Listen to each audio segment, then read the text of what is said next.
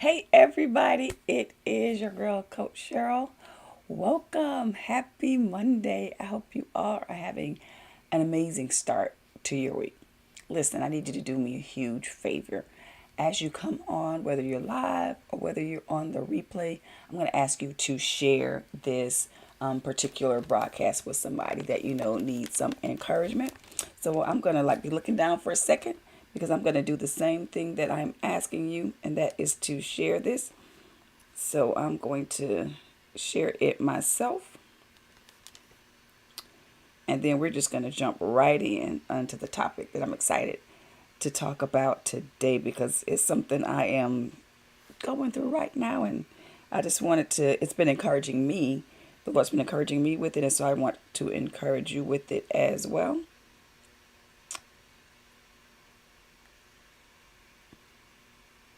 All right. So let's go ahead and jump right into it. I have a quick question before we start. Have you ever been in a position where you believe that God has told you to do something?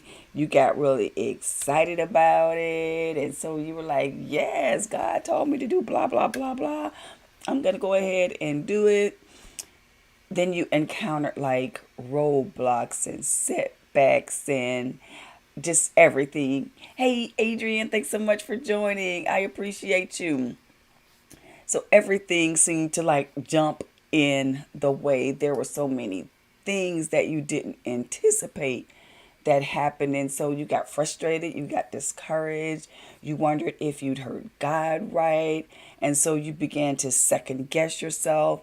And then finally, you just pull back on the thing that you believe God told you to do because it didn't happen as quickly as you thought it would happen, or it didn't even seem like it was happening at all, like you thought, or like you saw in the vision that God had given to you about it. And so I have been praying recently about some things that I really believed in my heart that God had said for me to do that they just weren't panning out. If you feel me, if that's ever happened to you, let me know in the comments. Say me too, Cheryl. That's happened to me. I thought I was really on track and I really heard God this time, and it was like, what? So in my prayer time, I was just asking God about it. Okay, I might not have been asking him about it. I might have been complaining about it or crying about it or worried about it. Or it's one of those things was where I was with it. Hey, Lady Georgette, thanks so much for joining. And so, oh, thank you. I'm not the only one. And so I was just fretting and just going on. And sometimes God has to just like yank my chain, like, listen, little girl.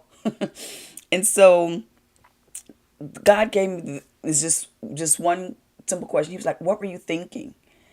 And when God does me like that, I always kind of pull back because I know He's trying to show me something. He's trying to teach me something. And I was like, "What do you mean, Lord? What am I thinking?" I thought you said it. That's what I was thinking. And so I thought you said it. I thought I'd prayed over it, and I thought I'd got instructions from you, like sometimes I hadn't done in the past. And so I began to move on what I believed that you told me to do.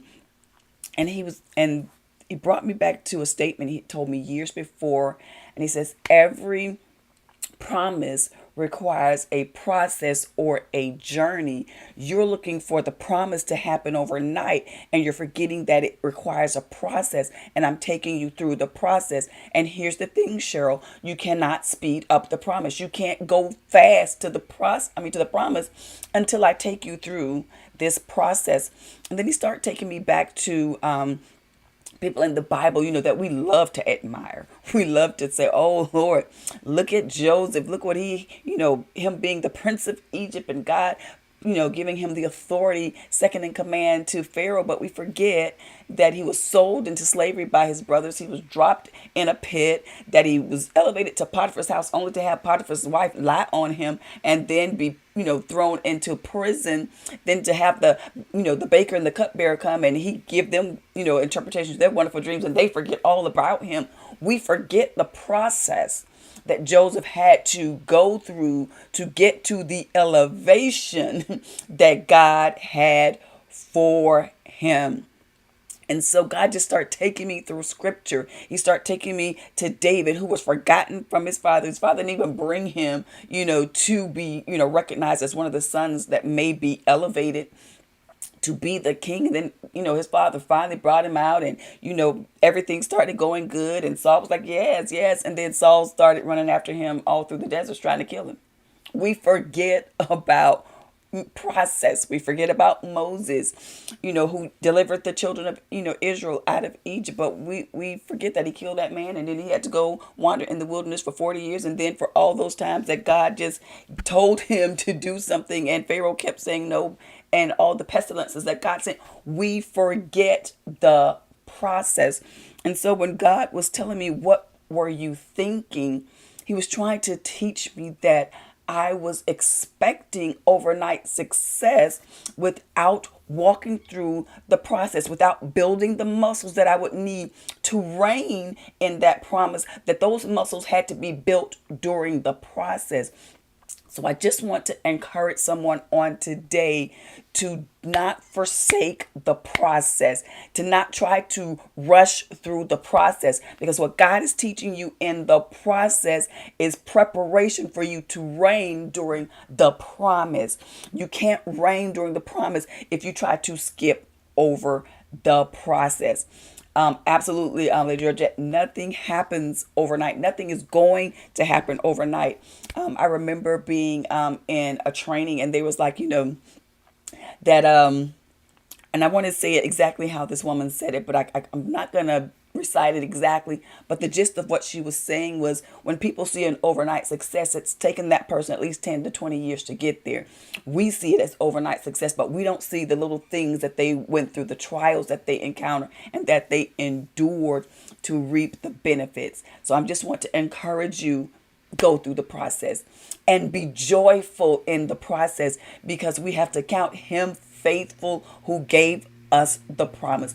God wouldn't have given you the promise if he didn't know him capable, willing, and able to bring you to it, and if he had not already judged you as willing and capable to endure the process until you reach the promise.